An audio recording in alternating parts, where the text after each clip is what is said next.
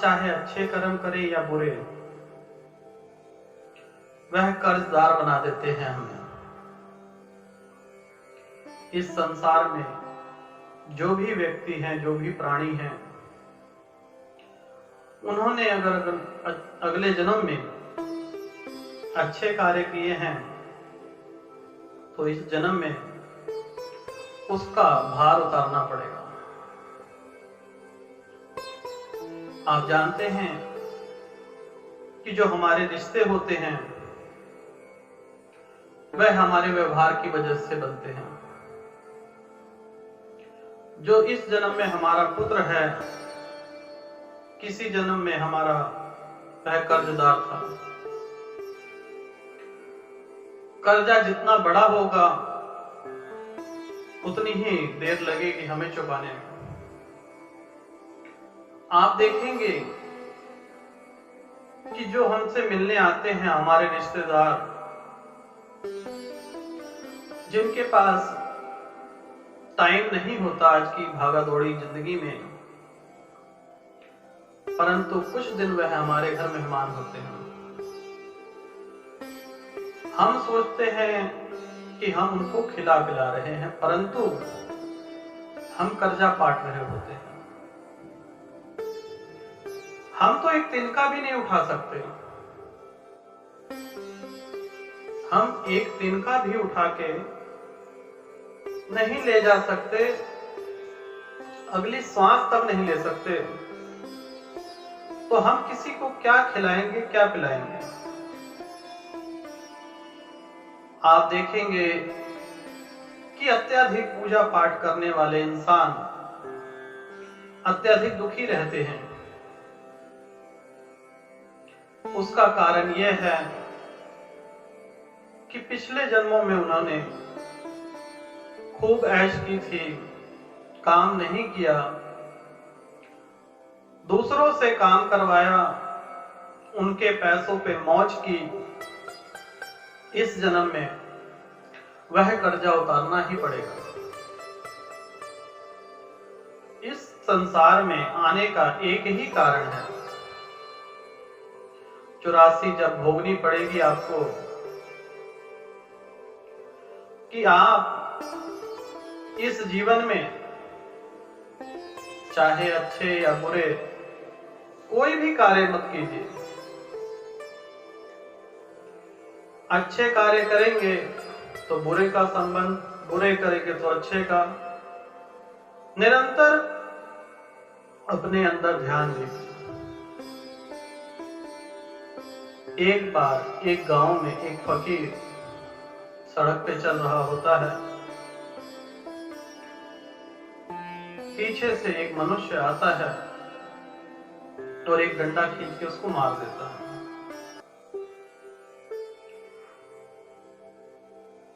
एक डंडा उस फकीर को लगता है, दूसरा डंडा जैसे ही वह मारने को सोचता है, मनुष्य, उसके हाथ से डंडा गिर जाता है। डंडा गिर गया, फकीर ने उठाया और उसके पीछे भागने लगा।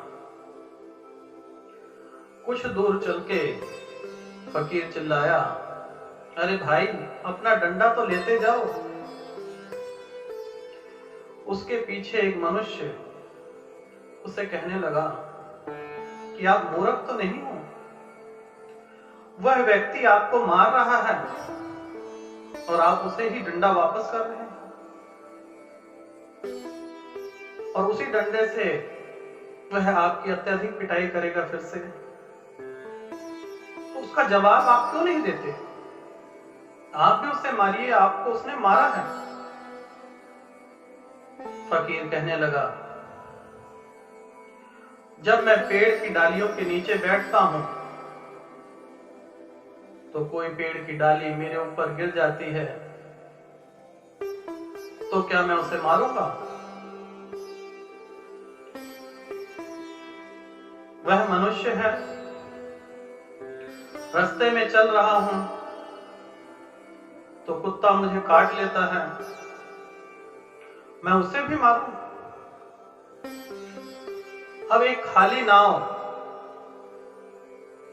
मेरी नाव से टकरा जाती है तो क्या मैं उसे मारूंगा? नहीं। तो उसी प्रकार से इस मनुष्य से जो गलती हो गई, तो उसका मैं जवाब क्यों दूं? अगर मैं जवाब दूंगा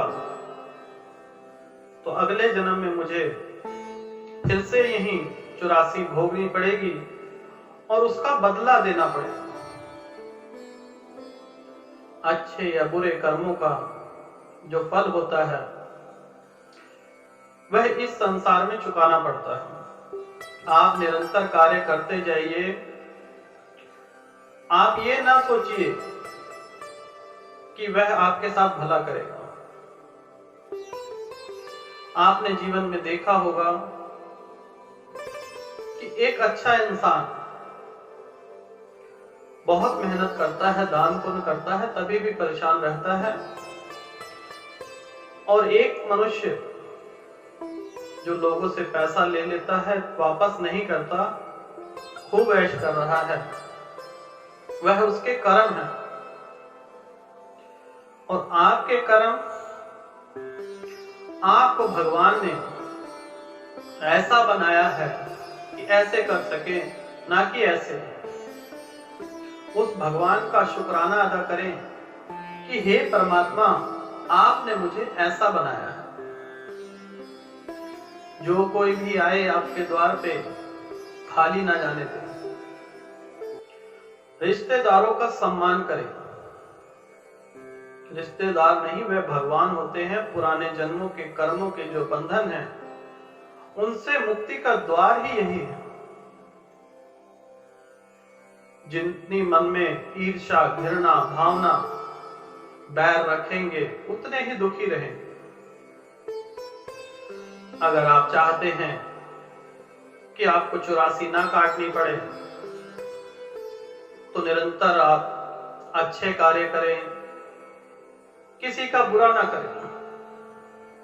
बुरा करेंगे तो फिर चुकाने के लिए 84 भोगनी ही पड़ेगी।